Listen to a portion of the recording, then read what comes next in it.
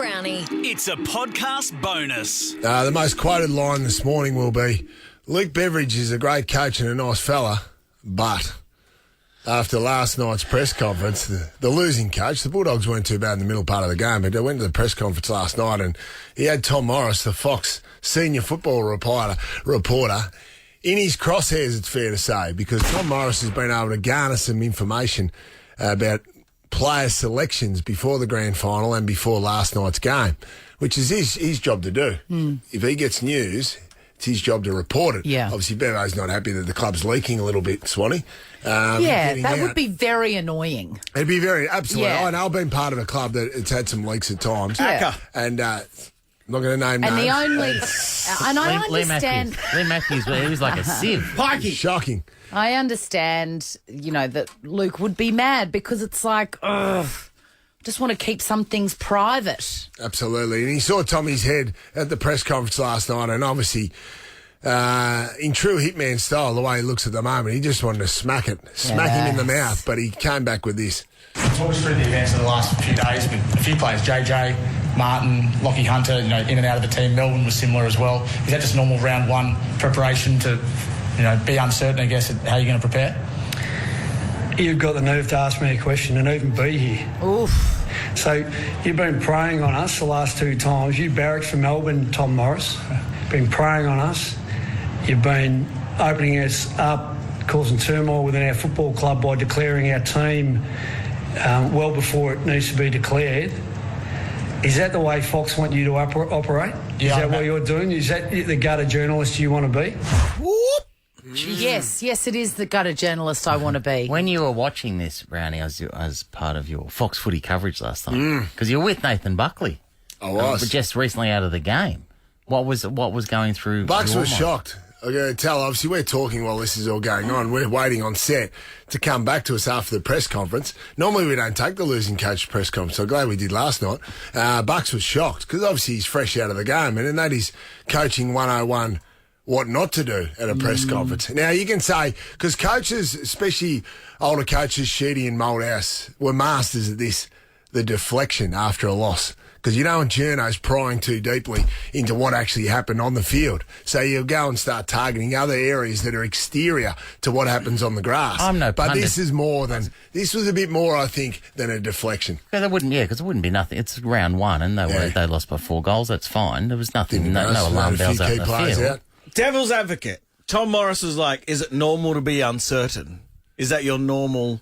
He's pretty much saying, why are you an uncertain coach? Yeah, that's a bit pokey. It's a triggering question. It's a fair question because there's been a fair bit of innuendo around the last few days about senior players potentially not getting a game. Lockie Hunter was named. There was rumours going around the Liberatore as well. That gets people's attention, 20. These have been premiership players, and you would have thought some of the guys would be first picked in the team. So it's a story. I thought, I wasn't sure how Tommy was going to react because it kept going. Are you proud of yourself? Yeah, absolutely. You're proud of yourself? Yeah, Fox backs me. Wow. And to be honest, No, that's enough. That's enough. Next question, please. Jesus. At that stage, you think, right, it's done here. Tommy's just going to sit back. But he stuck at it and things kept rolling. Next question. Mate, you're not welcome. No, this is the AFL's press conference and I'll sit here. It's the AFL's press conference. Yeah, okay. Well, I think you've got enough, boys and girls. Whoa. And then he went on to call him a mudraker and an embarrassment. It was pretty big. We don't often see that sort of stuff. No. And yes, Tommy made a very good point. It's an AFL-sanctioned presser, so Bevo doesn't get to choose who's in that press conference. I bet you he's high-fiving himself for thinking of that at that time, because that's the sort of comeback you remember the next day in the shower. He's like, I did it. Give us something that we don't know, John, about the whole situation. Is there history? It seems from the outside there is a lot of everyone loves Bevo, but and then so why is he so upset? Is it just purely because of the leak? Because the leak involves team selection. Is a bigger issue? Well, just in recent history too. So Tommy broke a big story.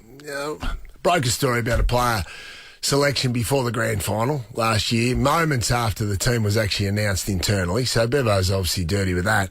Tommy was the one that broke it. Tommy's a Melbourne supporter. But that doesn't. As if being a journalist wasn't annoying enough. He's that as well. He's a Melbourne supporter, but that doesn't cloud his views. He just reports on the news. So there was a little bit of everybody barracks for somebody. Absolutely, That's stupid. Absolutely. And don't worry, Tommy's gone hard at some Melbourne issues and stories he's broken Melbourne stories. So anyway, there's that recent history from the grand final, and then obviously a few days ago when Tommy said Lockie Hunter's been dropped. So I reckon it's a case if he's seen Tommy's head in the press conference, thought, right, time to tee off, because I'm reliably informed Tommy wasn't going to be allowed in the Western Bulldogs change rooms if they won the game.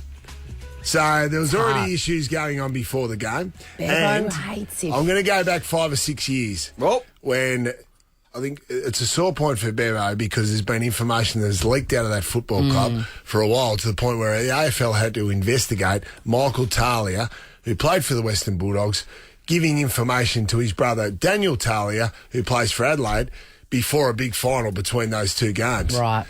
So it's been a sore point, I think, bubbling away at the Bulldogs for a long time, and obviously Bevo would be dirty with it. Do you think the AFL will make him apologise? I wouldn't be surprised. There'll be a pretty strong... I think there'll be some strong communique from the AFL towards Bevo this morning. Don't you ever say communicate ever again. Chrissy, Sam and Brownie, Ripper Show will be back tomorrow. Chrissy, Sam and Brownie, unless it's a weekend. Over 100.